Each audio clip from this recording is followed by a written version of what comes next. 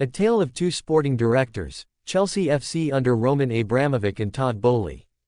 Chelsea Football Club, one of the most successful teams in English football, has seen significant changes in its management structure over the years, particularly in its sporting director roles.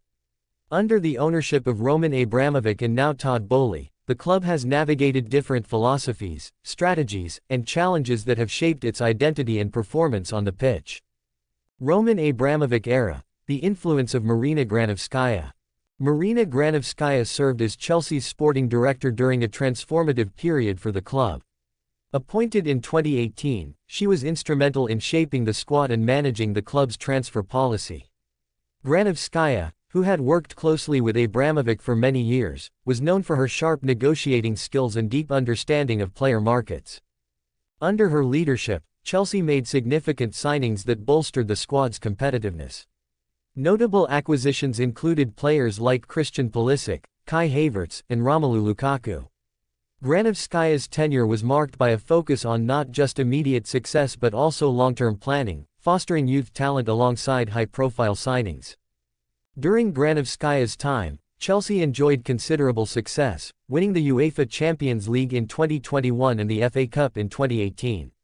However, her tenure was not without challenges.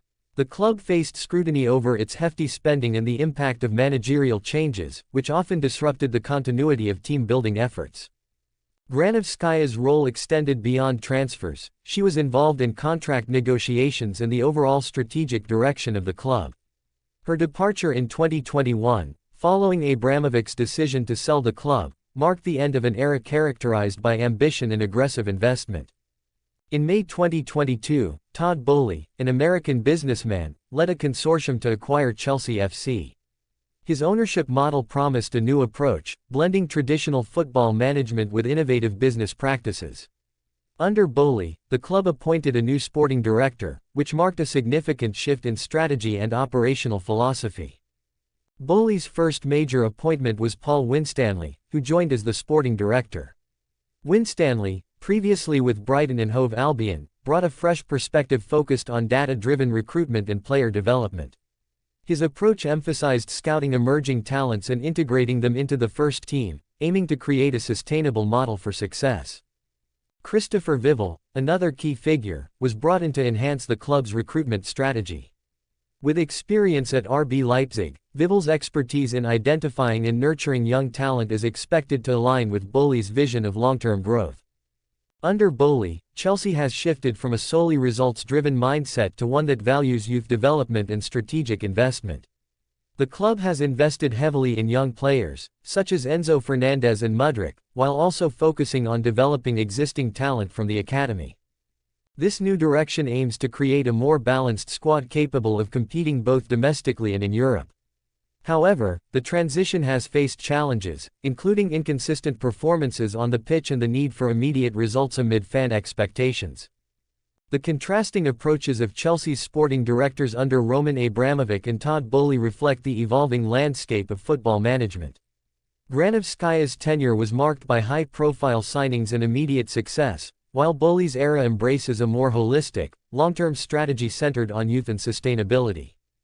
As Chelsea FC continues to adapt under its new ownership, the effectiveness of this dual approach will ultimately determine the club's future trajectory in both domestic and international competitions. The coming seasons will be crucial in establishing whether the Boehly era can replicate the success of the Abramovich years while forging a new identity for the club.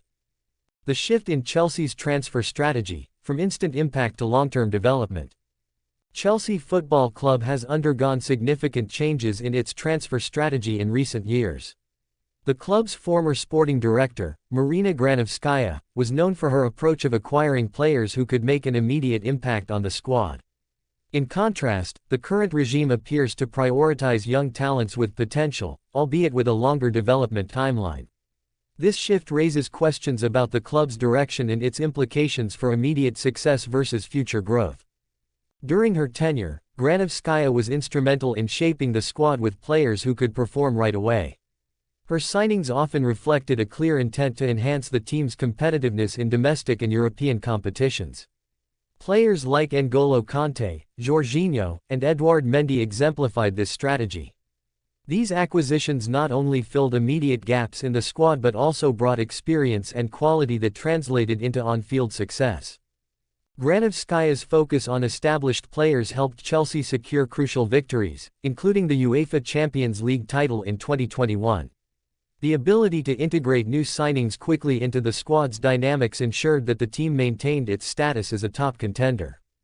In stark contrast, the current sporting directors seem to prioritize a different philosophy, investing in young, promising talents who may require time to adapt and develop. This shift is characterized by a willingness to take risks on players with high potential but less immediate experience. Signings such as Mykhailo Mudryk and Enzo Fernandez illustrate this trend, showcasing a long-term vision aimed at building a squad that can sustain success over several years. While this approach can yield significant rewards, it also comes with inherent risks. Young players may struggle to adjust to the demands of top-flight football, leading to inconsistency in performances. The reliance on potential rather than proven quality can create challenges in the short term, particularly in a competitive league like the Premier League where immediate results are often expected.